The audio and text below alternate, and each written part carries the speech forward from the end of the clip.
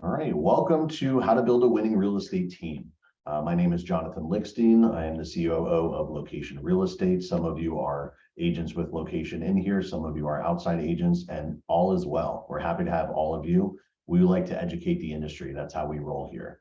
So you'll find, if you search LoKation's YouTube channel, educational videos on how to write contracts, educational videos on how to market yourself, social media marketing, Google pay-per-click, things along those lines. Anything in which case that you can improve your career in real estate, we want to share with the industry. We're all better when we're all more professional and more knowledgeable. So here's another excerpt of that on how to build a winning real estate team. The information that you're going to see here today is not my personal opinion. Some of it is with the experience and the feedback that I've received from other team leaders around the country. A lot of this information is built off of a few conversations I've had at the National Association level with team leaders from Chicago, from San Diego, from New York, from Atlanta, just a group that have gotten together and been able to interview their different styles, how they run their real estate team and do no less than 150 transactions with each of those teams in a calendar year. So the proof is there. It definitely works. And what's unique is they all have different structures. So we'll go over those today. Most of you, if you are here, you're either looking to join a team, make a team, or just curious on how teams operate. So we'll dive into that more and more as we get through. Again, please unmute yourself if you do have a question. Happy to answer those as we go. Jumping forward, if you don't know, and you like how we speak and how we give you information today, I started a podcast, messed around and started a podcast a little over a month ago, pushing 2 months now, and called The Noble Broker. You can find us on Spotify and Apple Podcasts. I did have to give that little plug and admire my picture on the cover art right there. Moving on, the mission of a team. If everyone is moving forward together, then success takes care of itself. So think about that for 1 second. If you and the people that are around you are all progressing forward, success will happen. When one person is trying to push themselves forward while holding others back, success is very difficult to achieve. So you want to bring people along with you. And that's kind of the team mentality. The more we do together, the better we all are. So how do you know when to start a team? What's that deciding factor? Can you enter the industry today and say 6 months from now, I'm starting a team? Not necessarily, but there's also a possibility that that could work. So when do you want to start a team? Number one is going to be know that good realtors don't always make good team leaders. The most knowledgeable people aren't necessarily good managers. Good employees don't become good managers. You have to develop those skills that are required and have the infrastructure set up for yourself to establish that team structure. And that's a lot of what we're going to go over today. Don't be greedy when you're starting a team. And 3, as we said in that quote, find success by making others successful. Think about how you can improve somebody else's life, how you can improve or help them achieve their goals.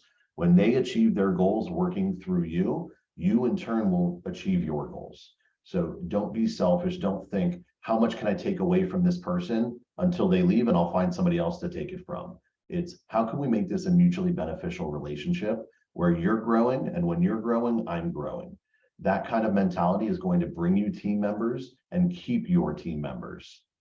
The greedy side, you're going to bring team members and you're going to see them walk out the door. And we'll dive more into that.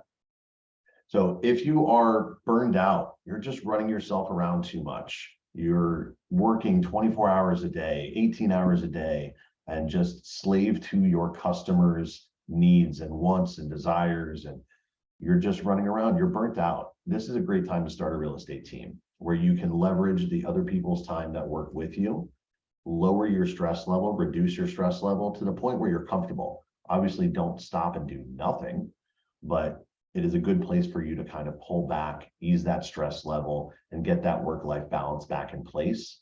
No one can go 100% of the time, all the time. You will burn out at one point or another. When your customer service experience is suffering in your business, you missed a deadline on an inspection.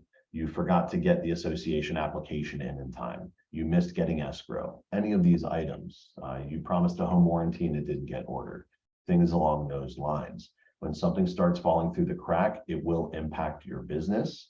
And it's a great time for you to say, hey, I need help. or hey, we can do better with more people. The one thing you don't want to suffer is the experience that your consumers have with you. Then it comes through on reviews. Those reviews then start impacting people that would work with you, and you start losing business that you don't even know you're losing. So the service experience is a big part of this. Additionally, if you have, these are all ors. So if you are burnt out or your experience is suffering, not all of these have to be, all these boxes have to be checked in order for you to start a team. These are just some indicators that tell you it could be a good idea. If you have enough leads to support a team member more than yourself, it kind of goes hand in hand with being burnt out, but potentially doesn't.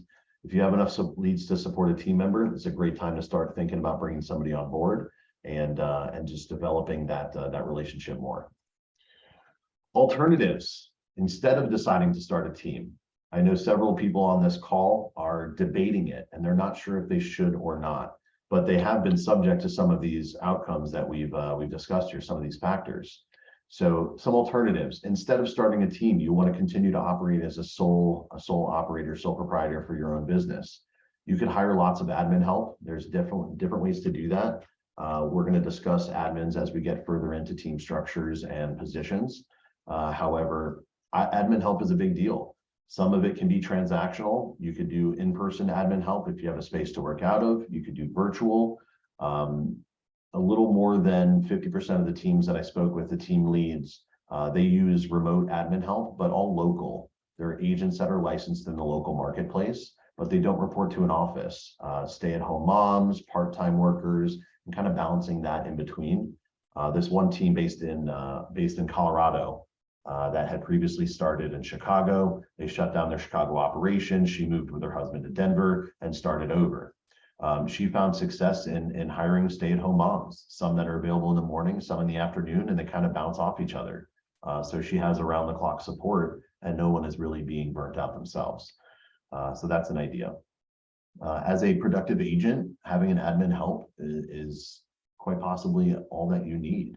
So you don't have to overthink things if you don't necessarily want to start a team. Secondarily, referring clients out. So if you have too many buyers, too many listings, too many customers to deal with and nurture and maintain, refer those out to somebody you trust within your network. We all know another realtor, just like everyone in the public. You know someone, so if it's somebody that will hold your reputation and hold your customer service requirements or baseline, that could be a good person to refer deals to. Partner with somebody 50-50. This allows you to kind of back each other up. If you can't make an appointment, they can cover it for you and vice versa. It does kind of take away from yourself as an individual because they could completely be interfacing with this other person. And if you don't have a team structure, you could be handing that customer away. So that's something to think about there. If you just don't need to be running around for showings, maybe having a showing agent could be licensed that you pay hourly. There are a few applications that are out there that allow you to pay per showing. There's a few gig operations like that. So keep an eye out for those. That could be something that helps you. And they don't take your customer, they stay within. Another alternative is they always say listings are gold, right? Only take listings, refer out your buyers. Buyers typically take a whole lot more running around than listings do. If you're busy enough that you need to do this, things are good. Things are good. And I would consider starting a team over doing those. But these are some of the pieces that were considered by other team leaders. And I want to give you this compilation of information so you can make the decision on what's right for you. What's right for you is not right for the other people that are in this meeting. Everything in this business is very individualized. What works for you is where you need to go. That's the pathway that you need to follow.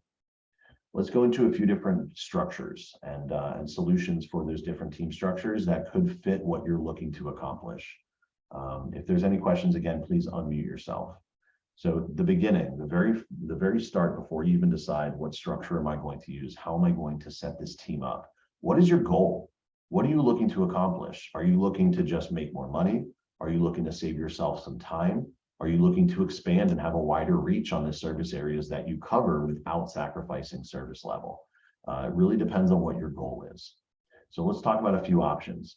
I know some agents that like to run their own business and really just want to be branded a certain way. They want to help agents, but they don't want to have to be too invested both financially and time that they would have to sacrifice their own business and their own relationships to then service the others.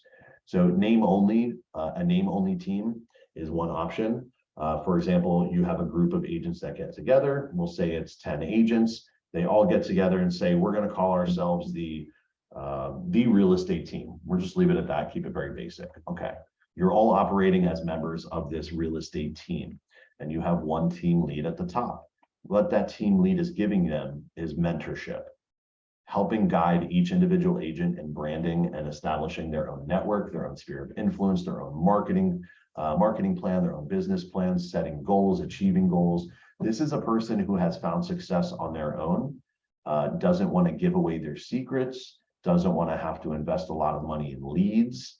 They're primarily a coach. So they're affiliated with each other as a structure of a team. The team lead is in charge, of course, and they are the mentor. They guide and receive that agent to continue on. Positives are, it's kind of like coaching. If you're a motivator, if you are someone who likes to feed off of the adrenaline in somebody else's experience, you want to help push them and drive them through and make a little bit of money along the way, this could be the right structure. The negative here, there's no control. You don't have any control as to how these team members are working, who they're working with. You have no client retention. They're going right back to that agent. You don't get to maintain the CRM, et cetera. These typically name-only ones do not have a centralized lead manager. They don't have a CRM that everybody uses together because it is name-only with no overhead. It's a very passive involvement, low time involvement from the mentor or the team lead. These people are reactive. You know, when somebody on the team needs some help, that person is answering the phone and helping them out. And I know a lot of you are thinking this right now, that you do this already. You already help other agents. You're already collaborating and assisting them with their own stuff. Here's where you monetize it. You're making yourself available. They expect you to answer the phone. And I promise you, whether they're on your team or not, if you don't answer the phone, they'll still have the same impression of you as being someone who didn't help them. So you might as well get paid for what you're doing. You see a lot of these mentor structures or these name-only teams do an override of between 10 and 25% of the commission earned on each transaction. Goes for both rentals and sales, depending on what you set up. But this, again, being very passive and low time involvement, it's a smaller percentage, 10 to 25%. And that is across the board, whether it's their lead or your lead. If you happen to pass somebody to them, that's your choice on how you want to structure that referral. But this one, as you can tell, is very hands-off. The agents that are on the team are working consistently. They can call if they need help. They can attend something that you would like to invite them to, but they're really running their own business within your brand. So lack some control. Moving on, going into the leads-only team structure. This is where, yes, you're all branded under the same name, but the team lead is only giving out customer leads, prospects. They're strictly being the rainmaker. They're creating the marketing, they're bringing the names in, and they're handing them out. They're just divvying them out to the team members, and the team members then need to establish the relationship and get those closed.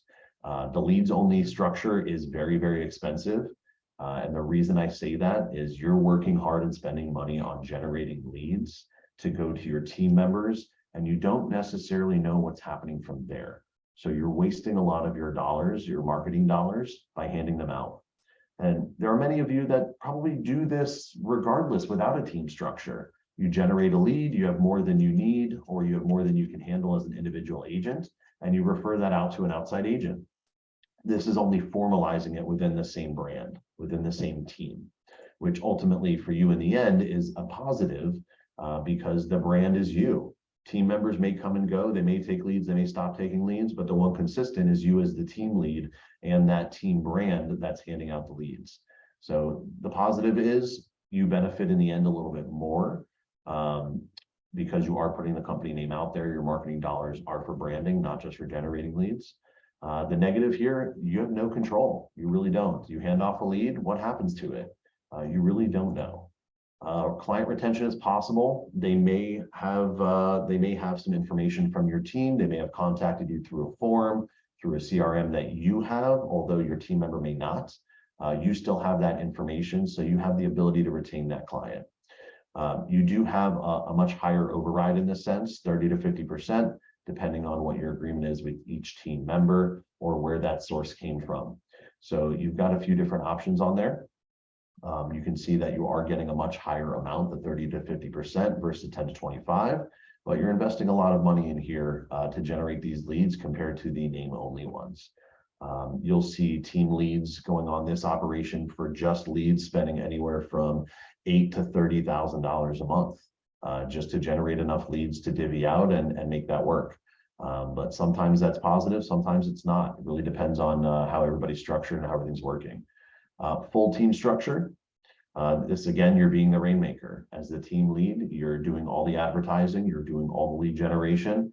But the positive here is, yes, it is most expensive, just like the leads only one is, but you have all the control. As a full team, you're putting your team members into your website and CRM system. You're all part of the same ecosystem. You're requiring them to go through your transaction management. You may be requiring them to suggest and recommend your partners, your lender, your title company, your transaction coordinator, your inspector, your home stager, all of those relationships that you've leveraged and created for the operation of your team and your business day to day. You have all the control because you are at the center of everything. You also have very high client retention because everything is staying within your ecosystem. All leads go through your CRM. All transactions go through your transaction manager. You have your hands on a piece of every single transaction, whether you're actively in it or not. Again, this is a 30 to 50% override kind of structure.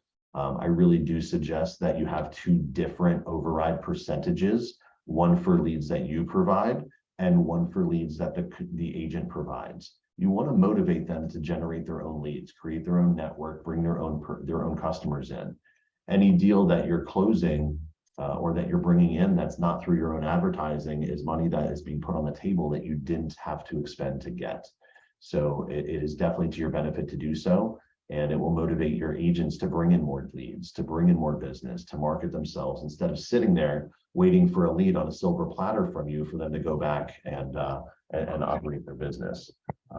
I always say this saying, Jeremy's going to laugh at me, he's on here. You know the old saying, give a man a fish, he'll eat for a day. Teach a man to fish, he'll eat for a lifetime. Well, it directly applies to real estate. If you give an agent a lead, maybe they'll close it. But if you teach an agent how to generate their own, they will have a long and prosperous career. And that can either be with you or without you. So you can teach them and help them achieve their goal, and they will stay with you. On full team, you'll commonly see transaction fees that are charged as well. So it's something you want to think about if you're going down that structure. What I mean by transaction fees are a lot of the times the positions and partnerships have bonuses. Your admin may get an extra $100 on every deal that closes as just a benefit, as a motivator to get them a little bit more engaged in working and facilitating the consumer experience. You may have a transaction coordinator. The transaction fee goes to that expense. You may have a closing gift or a post-closing follow-up program. All of these transaction fees can come together to alleviate the expense on the team side. So that's stuff to think about. Again, if you'll have this recording, you can always come back and watch this later. I'm trying to move quickly so we can go through questions. Alerts. It is extremely important, probably the single most important thing you do for your entire team, to have a team agreement, a written agreement on what the responsibilities and expectations are on both sides. As a team member, here is what is expected of you. As the team member, here is what you should expect from your team lead, etc. When you are creating these team agreements, it is extremely important that you work with your broker to establish the policies within your team agreement that go along with the policies of your company and your brokerage. You want the broker to support your team. You don't want to be operating rogue. So definitely a team agreement, very, very important. Check with your broker, have them look at it, let them run it through legal and give you some suggestions. It's probably not the first team agreement that they've seen. If you need a team agreement, I did get one from one of the team leads in Denver that I'd be happy to share if you would like to. Feel free to contact me after or through social media, and I'd be happy to send it to you. My handle will be back up on the end there, just in case you need to note it down again. When going into building a team, the efficiency of the team is going to be based on, number one, your policies that you set forth, but also the systems and the services that you put in place that the team members are going to be utilizing. Let's dive into these for a little bit. Here are some to think about when you are starting, some things to think about. Number one, a team name. It sounds simple, but it's really not. Think about this. If I'm starting a team, it is not going to be the Jonathan Lickstein Real Estate Team. What that does is two things that are a problem for you. Number one, no matter how much you grow, the team is only based on you and your success and your production. You'll never be able to sell that team. You'll never be able to have an exit strategy as part of the build and the database that you've created for this team. As Joe Smith down the street is not going to buy the Jonathan Lickstein Real Estate Team and be as successful. I lose monetary value by naming it myself. So if you name it the real estate team, something that is not your name, it is something that can be purchased, not lose its good name, not use its goodwill, and sell off that database to allow agents or another team that's buying you out or a company that's buying you out to continue to operate and have that value. So number one is exit strategy. That's one of the reasons on the team name. Number two is if it's the Jonathan Lickstein Real Estate Team, when a customer contacts in, who do they want to talk to? Jonathan Lickstein. Who do they want to meet for a showing? Jonathan Lickstein. Who do they want to see at closing? Jonathan Lickstein. And that is just not possible. So a more generic team name is going to allow every member to represent themselves as a prominent and respected member of that team, instead of saying, hey, Jonathan couldn't make it, here's one of his disciples. No, you need to kind of keep that a little bit more general so you have flexibility both at the front end and on the back end. Commission splits, where are you going to be? Think about the structures we just spoke about, the name only, the leads only, and the full team.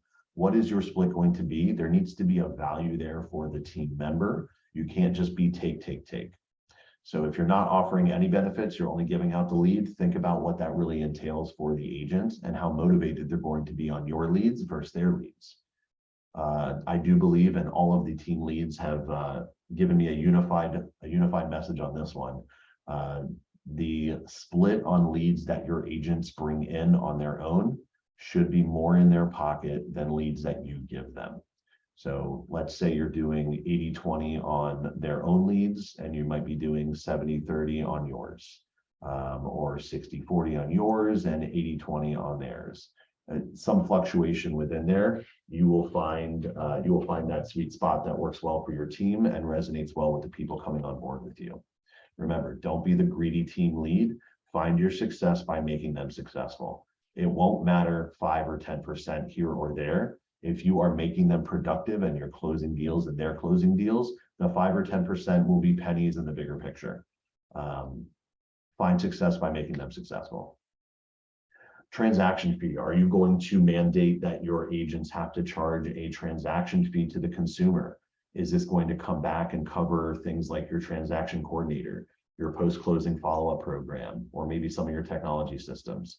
What are you going to be charging, and what are you going to be using those monies for? E&O, you weren't expecting to see that one on here, but you absolutely should. And the reason I say that is many large companies, if you look at like I don't want to name drop because this is going on YouTube. If you look at a large national company, there are specific requirements within their E&O policy that, for example, if you're not using a company provided email address, their E&O will not cover you for anything related to your email exchange. So let's say you sent a customer wiring instructions and the wiring instructions were hacked or changed and they ended up sending $200,000 to some guy in the Cayman Islands. Guess what? Your company's E&O will not cover that because it came from an outside email. And that's not unique to each individual company. That is something I've seen in the policies. After hearing this, I started asking around. And these national brokers that you would not think for a minute would have this written in there, do. So Jonathan? You don't, yes, go ahead. All right, it's Robbie. What is our policy? That has nothing to do with our policy. No, E&O. It has nothing to do with LoKation's policy. These are national companies. Merkshire Bathaway is the main one that I got this from that caused me to look into some of the others. It's not that's not LoKation's policy. Okay, so we're okay. Yeah, we don't require you to use a North company. Star of We Bathaway. don't want you to use a company email. And you're going to see that actually on my list here, email addresses. Don't ever take a company email address, ever, period. What are the chances that you work with the same exact company for the entire real estate career that you're going to have? Very, very, very small. Create your own domain, control your outlook, control your marketing of where it goes. You would never change your phone number in real estate. Your email is like your phone number now. You never need to change that. So you go to Remax, don't take an @Remax email address. Keep your own control on where those emails go. Even if it's just a forwarding address, control where it goes. Did I answer all your question there, Robbie? Going to jump ahead here. Lead rotation. How are you going to handle leads when they come in? Don't just do a standard fair share across the board. And I'll tell you why. You get 10 leads and you have 10 agents, every agent may get 1 lead. That is not in the best interest of the customer, which is also not going to give you your best closing ratio. There are 2 ways that you should be routing your leads. This is common across 5 out of 6 of the real estate teams that I spoke with. They first go geographic. So if you are within the geographic area that you can be a local professional, a local knowledgeable individual in that farming area, and 2, matching personality. So let's say I have 4 people that could take the lead in downtown Fort Lauderdale. I'll think, okay, this customer, what they're looking for, the type of home they're looking for, who will they best match with, and connect them with that person. That's kind of where the proof is. You want to get that person to another agent where they're going to be able to build that relationship and not just throw stuff at the wall and see what sticks. That's what the fair share rotation does. You're just throwing it out there and seeing who might close one. Hopefully we made a good match, right? It's not the way it works. Imagine that being the dating scene. Oh, you get him, you get him, you get him, you get him, you get him, etc. Maybe one of those works out. Same thing with leads. It's matchmaking.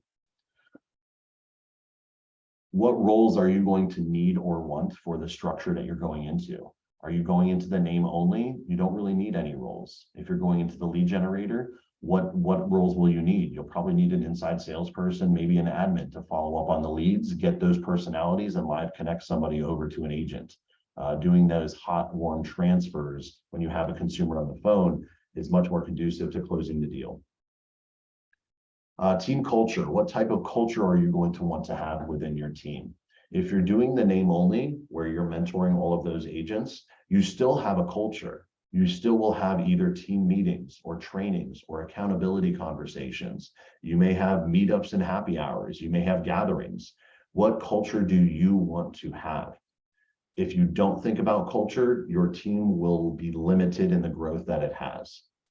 2 of the teams I spoke with do monthly morning breakfasts with their teams. They take the entire team out to brunch once a month and just do that to continue to build their connection, the camaraderie within the team, and their trust and faith that they are being looked out for by the team lead. Maybe you're doing weekly meetings on cold calling or training on scripts or knocking on doors, hosting open houses together, weekly meetings to go over lead updates and where transactions are in their current status. Whatever your culture is or how you want that community to feel within your team and your team members, establish that at the beginning. And the key is consistency. Don't start it and change it. Don't change it and change it and change it. You pick one, stick with it, stay consistent. They need to know what to expect. Have you ever gone into a business and every time you go in, it's a different setup? Oh, you're supposed to start here at the hostess before you go over and you get the valet, or et cetera, right? It's consistent process is understanding and comfortability for the people that are there. Manage your expenses.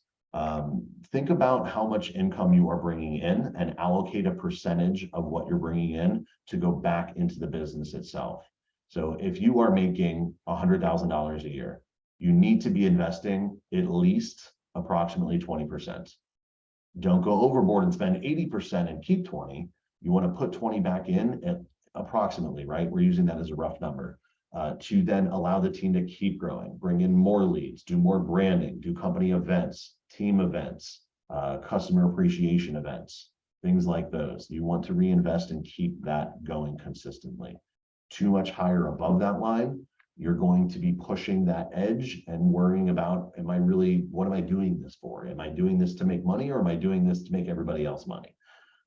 So think about that. And review pages. Not only is a review page for you as an individual agent important, but your team is as well. If you're marketing and branding as a team, not as an individual, the team is the person that they are Googling and searching and checking reviews and credibility on, not you as the individual team lead. They don't know who you are unless you are the Jonathan Lickstein team, and then Jonathan Lickstein better have a darn good online reputation. Think about where your team is going to need those review pages. Zillow, Realtor.com, Google, Facebook, Real Satisfied through the associations. All of these are good places for you to have and maintain a good reputation. Any questions on any of these before I continue? There's a whole nother page of them. Yeah. Hey, Jonathan, Steve Connolly here. Hey, Steve.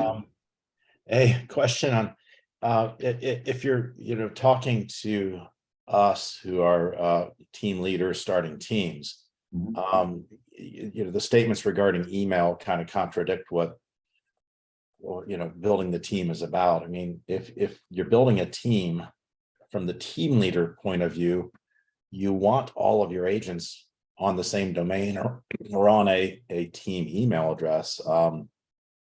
That's the way we control what's coming in and going out, and that way we all have the same domain. Yeah, I agree with you, Steve. So I was speaking more at the brokerage level. So yeah, I mean, so you don't want to take a Remax email, but as the team lead, you want the team to be on your email. And that is the point of having your, if you're with one of those national companies that requires you to have an email with them to have the E&O coverage on your communications, you want your own independent one that allows you to be covered within all of your stuff, including your team communications. So gotcha. I agree with you. The team should have, for example, yourself at conleysalesgroup.com. Completely agree. Yeah, and that's that way we provide for brokerage. We provide for the team through everyone through our SendGrid account, high capacity for emails. They can send out huge capacity of emails as opposed to like a Gmail account or a, Outlook account where you've got that, 200 email a day limitation. So anyway, thanks for clarifying. No problem. And that was definitely a great point to make. 100%. As the team lead, you don't want anyone operating under you as at Gmail, unless you're doing the name only and they're all representing themselves. You're just simply managing them or mentoring them, excuse me. When you get more into you're investing money for leads, you're investing money for software, you're investing money for technology.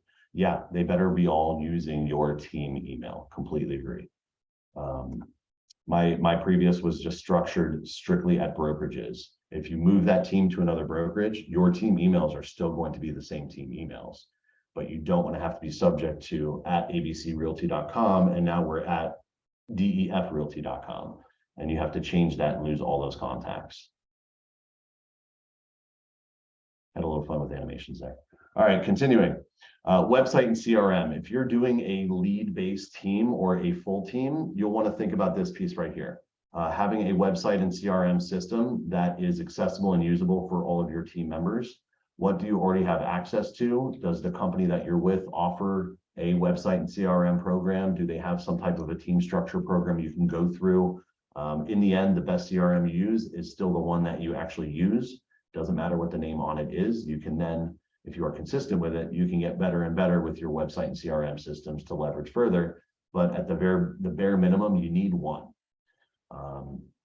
That could be common ones across the board: KB Core, Commissions Inc., Boomtown, Chime's the new one, a new player on the scene, Market Leader, Top Producer. They're all over. So you've got many different options. See what will work for the initiatives that you are putting forth for your team, and check with your brokerage to see what they already have access to that you could reduce your overhead with. Number 2 here is drip campaigns for nurture and follow-up. I'm going to give you the plans that this team out of Chicago gave me. They're a team of 5 people, 3 agents, 2 admins, doing 150 transactions a year. It's pretty impressed. And they are just super down-to-earth people running and operating. This was one of the teams that used stay-at-home moms. So those 2 admins are both stay-at-home moms. They work with a nurturing campaign with prospective buyers and sellers for a time of 1 year. That is a mix of text messages, phone calls, drop-bys, and emails. So they stay in front of them for 1 year. Current buyer or seller, what they need to know and what they should not, what to know and what to not do. Sorry, not to know. It's what to not do. So if you're working with somebody on a prospective purchase or a prospective listing, keeping them updated on what they should know ahead of time, pre-approvals, getting qualified with your lender, talk about areas, talk about flood insurance, talk about not buying cars, talk about not financing furniture, things along those lines. Just staying in front of them, someone you're actively working with. If they're under contract, what I really like that this team did is they coincided their nurturing drip campaigns while under contract for relative dates in the contract. So if you went under contract, they would change your status, for example, to under contract. And in Chicago, their diligence period was 15 days. So they would have an automatic email on day 14 that would state, tomorrow is the end of your due diligence. Here's what to know or what to expect. Here's what's next. And then on day 16, they'd get a congratulations, we're out of the inspection period. Here is the next step. And just staying in front of them with that. They found that to be a very nurturing pattern and caused people to have, all of these are tools and tricks to get people to return and use you more again and refer other people to you. You don't know which part of your business is going to resonate with that consumer to make them that raving fan of your business and refer outside people to you or come back to you themselves. So I really thought that was an interesting one. You know, if we forget about that when we're actively working with someone, we're talking to them all the time. They're under contract, we're interacting with them, that we should be able to get this across. But a lot of times it's missed and we get busy and distracted in our own businesses and managing something else, or we had a dinner, we have a birthday, and you just get distracted. And this is a system that would just automatically be there, no fail, it happens whether you're involved or not. Post-transaction follow-up. Once somebody closes, what are you going to do with it? How are you going to maintain the relationship with that person and keep you top of mind? If someone comes along and says, hey, I'm looking to buy a house, you want them to be that individual who says, you should use my person. You should use my realtor. They were great. I still get stuff from them. That is the idea. So post-transaction follow-up, you can either do it yourself, you can do it through an application. There's a few digital ones that'll update them every month on market value and equity and trends and economic trends. You can do things in person by mailing them out, maybe task your admin with that. There is a company that I've really become interested in over the last month since I saw them at NAR a month ago. And what they do is have three packages that they send out for you post-closing. So essentially, you close, you say, hey guys, I want to buy the VIP package. So they have pizza delivered to the house on the day of closing. So there's something for the family to eat at closing. 3 months later, they get a card from you with a Home Depot gift card. At 6 months, they get a request for a review. At 9 months, they get a card with a Starbucks gift card. And at a year, they get a gift for the annual anniversary of them buying the home. So for a year, they're getting touched 1, 2, 3, 4, 5 times over that year, where your information with actual stuff is in front of you. I found that to be really intriguing. There's a 3-touch, a 5-touch, and a 7-touch. I found that to be pretty interesting. It is called White Envelope, if you want to take a look at that one. Closing gifts. Are you going to leave that up to your team members, or are you going to establish what needs to happen with that as a team lead? My suggestion would be to be consistent and have closing gifts that are expected. Perhaps you automatically give one to your team member for every closing, and it's part of that transaction fee. Keeping something consistent. If you leave it to the team member, it won't happen how you want it to happen, and your consistency and your control of your brand and the experience with your team will change. So think about that and the consistency. Last but not least, creating into your team culture some type of event, an annual client appreciation event. It could be even just team member gathering events. As I mentioned before, that monthly brunch. Perhaps there's an annual one you do together as a team. Perhaps it's separate and you help each team member do their own. These are tremendously beneficial. It is a very nice thing to get a customer out to an event outside, bounce houses, barbecue, whatever your event might be. Could be at a restaurant, a bar. It's completely up to you. But getting them out there and just having people engage with you, again, keeps you top of mind, keeps you ready for them in the event that they transact again, keeps you top of mind if they have somebody else come across that they're going to interact with.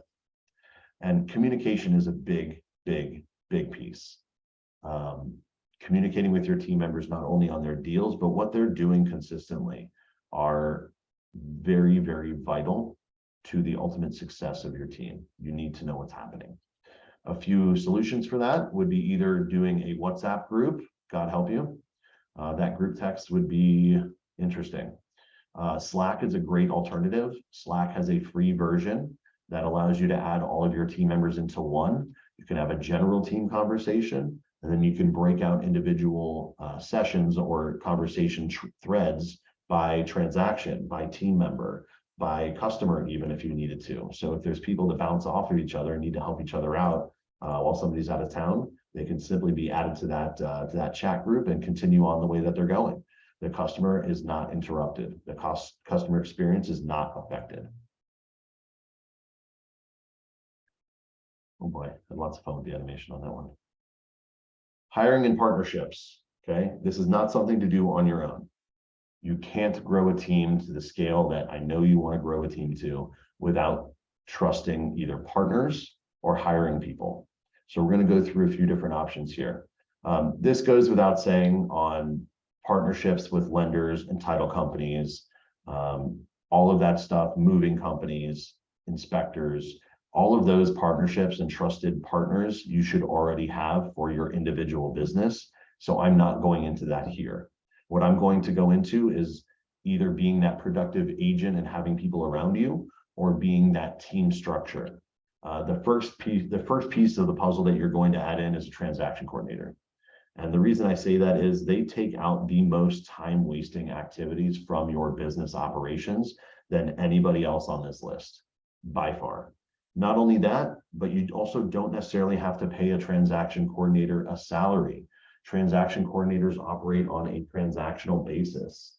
So you're only paying them if you're making, which keeps your overhead down in the event that your business is slower or your team is just not producing in that moment.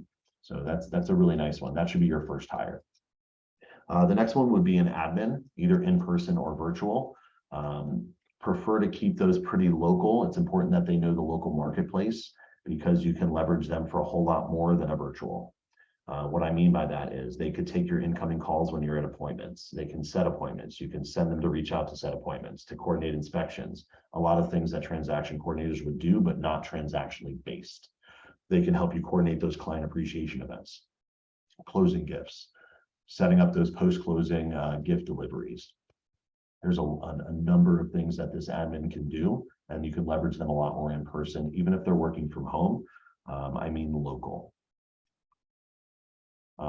Structure from two of the teams, this was kind of a balance. One of them started them at $13 an hour. One of them started them at $14 an hour. And once they were acclimated and productive, bumped them up to $15 an hour.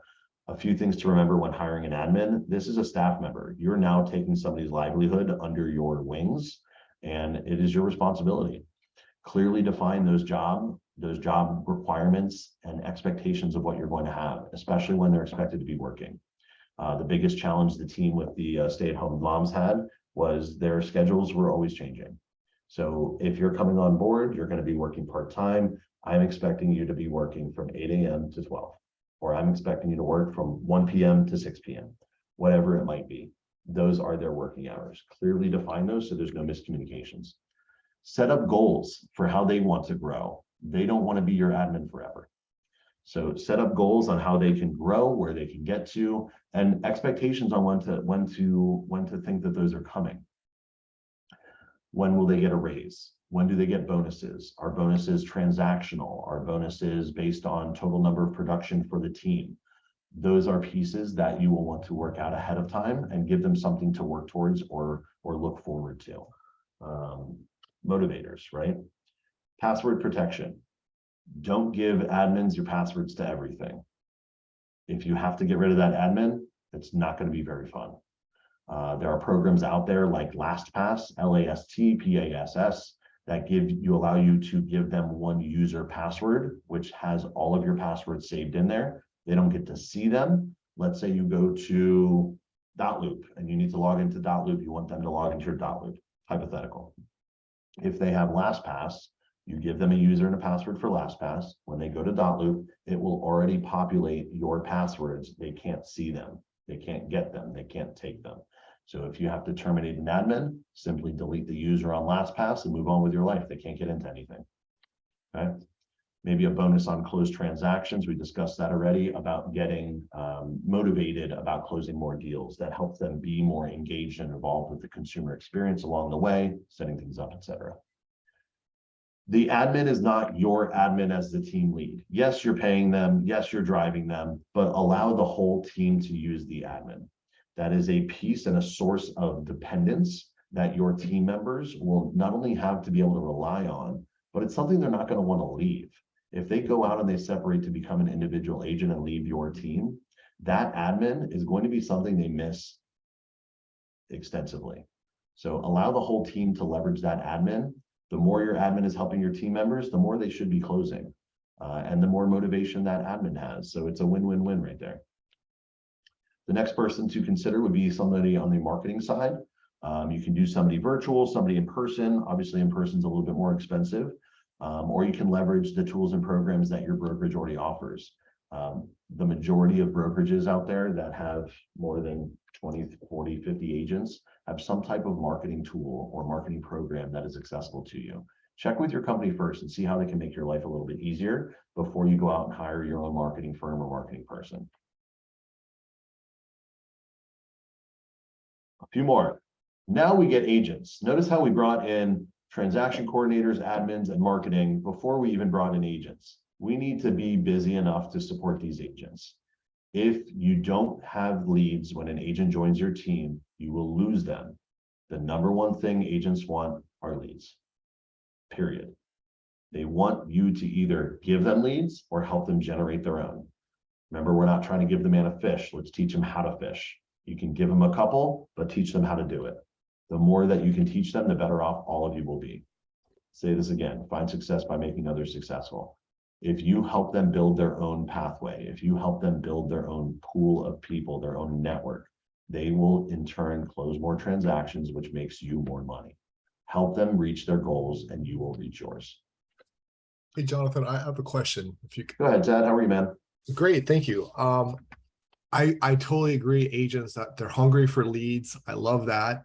And I've had kind of a mixed bag of experiences with that. And I'm wondering, how do you feel about delegating tactical assignments rather than just handing off the entire lead? Because I find sometimes that my expectations of follow-up or how to communicate with people isn't the same, and they end up, sometimes the leads end up just dissolving. And I'm wondering, like, do you think it's realistic or reasonable to, instead of just handing off a lead and saying, hey, good luck, I'm here when you need me, but to instead say, hey, here's Jenny buyer. She wants to go see 4 homes in this neighborhood with this square footage under this price. Schedule that and then check back with me afterwards and let me know how that goes. Do you think holding that too tight a leash like that is detrimental, or what's your great question? Great question. What you just described is an admin, not an agent. So if you would like to operate that way and maintain that control, that's fine. But hire an admin who's going to coordinate those listings, set up the appointments, and report back to you. But then you need to go show. If you want someone to, as an agent, do all of that, get back to you, and then go do the showing, it's really not scalable for you, to be honest with you. If you have 5 agents and you're giving out leads and you're getting reports back on all of them, they're not getting, 1 lead a week. You're going to be overwhelmed and not really be able to keep up with that. It just doesn't sound scalable. Okay. That the success of all of that and the follow-up as you would see fit depend on you and the culture and the accountability that you're setting up for your team. So when you're bringing somebody on board or you're having accountability meetings on how you follow up with people, It's important for you to set up that we have a standard process here. You follow up with X, Y, Z. It's one phone call first day, phone call second day, text message on both. If you don't get a hold of them, and email adding to the drip campaign on day 3, for example. Whatever your team mentality or team process would be for nurturing or creating a relationship with that lead, it's on you as the leader to keep them accountable to do that. And if they're not holding up their end of the bargain, it might be time to just cut them loose. Those are leads that you're spending money on to generate. You don't want to waste them. Right. Okay. All right. Yeah. Just so bottom line, just not realistically scalable. I don't see how it is. Steve unmuted. I'm sure he has something to add to this. Yeah, if you don't mind, sorry. Steve, go ahead. Hey, Tad, a lot of that goes back to the core, the center of your team, and that is your CRM. And a good CRM will give you, the team leader, tracking reports. And it'll, in red, it'll show leads that are being, are lagging, that aren't getting the contacts they need. So, but with a good CRM and the requirement, if you're going to be on our lead rotation program, you have to do everything in the CRM, emails, phone calls, everything go through the CRM.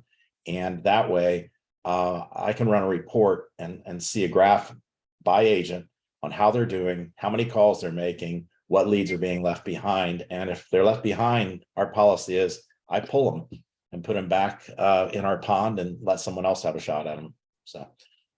Okay. All right. Thank you both. I like that. Jeremy, you got something?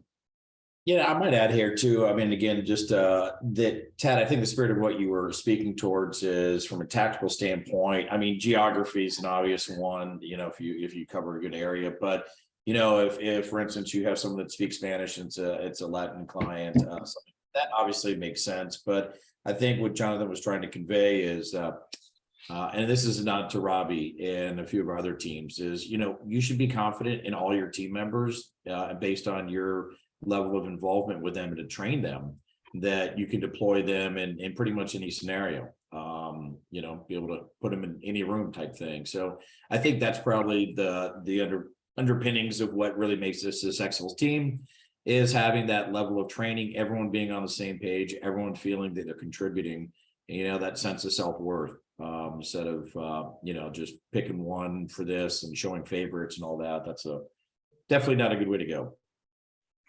Okay. Agreed. All right. Thank you. So we had a couple questions in the chat. I'll answer one of them. Do you need to be a broker to build a team? Absolutely not. You do not need to be a broker to build a team. In fact, a team is the shortcut to opening a brokerage within a brokerage without the ultimate liability that the broker takes on for that. I think it's almost better to be a team lead than a broker. Another question in there, Steve, if you don't mind sharing, what CRM do you use? David was asking in the chat.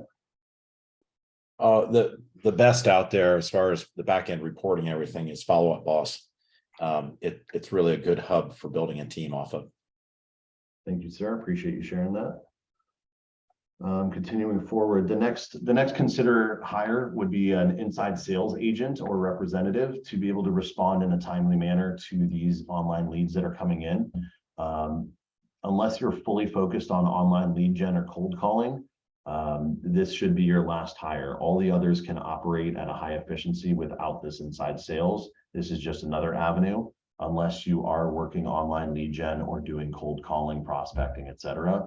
That inside sales agent can be a very vital person of your team, a very vital member of your team, but don't set them loose. Do not bring somebody on and say, yeah, they sound like they can handle this. Here's a list of people to call. Train them heavily. Every phone call reflects on you. Every phone call. So it can either be a positive for you or it can be a negative. Quality control, quality assurance, listen to some of their phone calls. They should be recorded through the dialer that you're having them go out from, or you can just simply listen in on how they call and they interact with people. Train heavily, slow to hire, quick to fire on these for sure. They can be very, very detrimental for your business if they're making negative phone calls. I don't want to spend too much time on that, but train heavily. Jonathan, I have a request. Yes, go ahead. Okay, Jonathan, since you are talking about the leads and everything, there are a lot of lead generation programs which are like paid ones.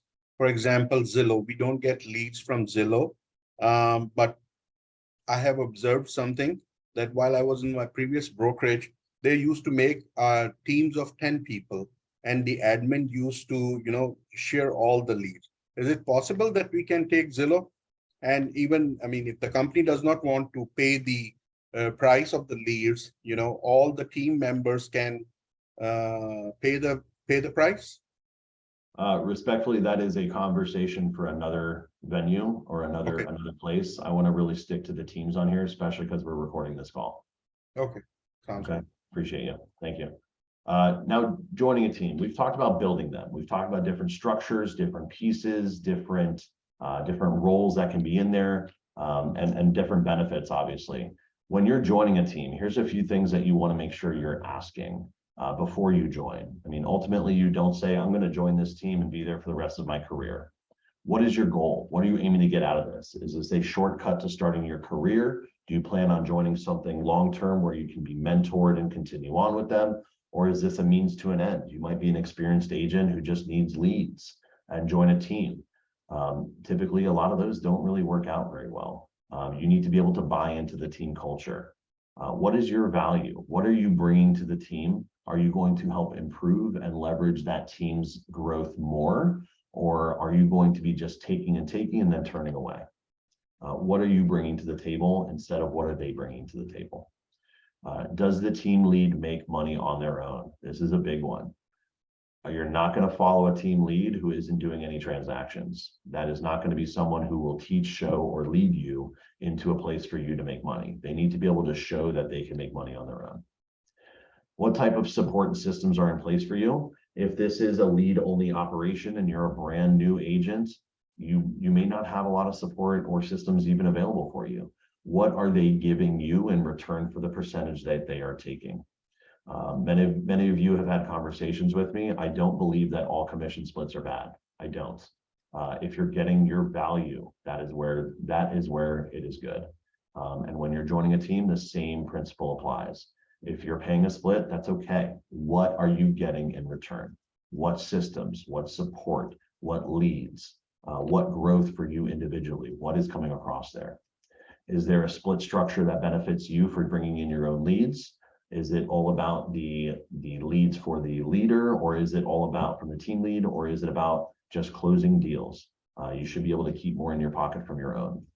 Here's a good one. Can you take clients with you after leaving the team? This is a variation of one of those structures. If you're on the full team structure, it's going to be a no, and that's okay as well. It depends on what your goals are. If you're going into the mentor type structure as a team member with a mentor, you should be able to take your deals or your clients with you when you leave. It really depends. If the team lead is paying for leads for you, they should stay with the team lead. If the team lead is not and you're bringing your own, those should stay with you.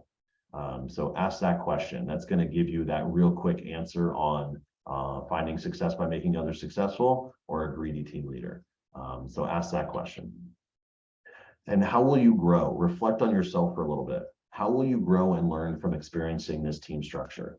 It's important to know that most team relationships do not cover your entire career. You will end up somewhere else, whether on another team, leading your own team, or switching companies altogether. You need to have an exit strategy for yourself so you don't have to start over when you leave this team. So work on your personal network, work on your sphere of influence. And use the time that you're on a team to build your network. I just said this. Don't expect the team to supply everything for you. That's not the way it works. When it cuts off, it's going to cut off hard for you. And it will be a struggle in your career. Use the time that you're working with a team to grow yourself and come up with your own business plan for where you are going, not just where you're going within the team. Did get one question in the chat here before I move on. Is it realistic to have multiple teams that specialize in multiple niche neighborhood markets? Tad, good question. The way I would structure that is it's still one team, but you can have team members in different niches or cities or neighborhoods. In fact, we have a team lead on this call who has that same structure. She has a team and she has a good geographic spread from Dade County up through Palm Beach. So working in different specialized markets, neighborhoods, et cetera. Robbie, any chance you want to speak to that? If you're still with us. Sorry, I am. I just couldn't get to the mute button quickly enough. Yeah, so this kind of feeds back to what we talked about before, a little bit about what Jeremy said, and what we were talking about with matching up credentials and the needs of the clients to the team member. So we look at location first, since we do have 3 counties that we cover, and then we look at what the client needs and the level of experience of those particular team members to see what the best match is. And that's how we usually figure out the niches, if you will. Rental specialist in Palm Beach, buying specialist in Broward. That's Awesome. basically. So yes, it's possible and realistic, Tad. I'll tell you Okay. that. Thank you. Being sensitive to everybody's time, I promised you this was going to be an hour, and we just hit 62 minutes. So I am going to cut this here in case you guys have any questions. We will stay on. But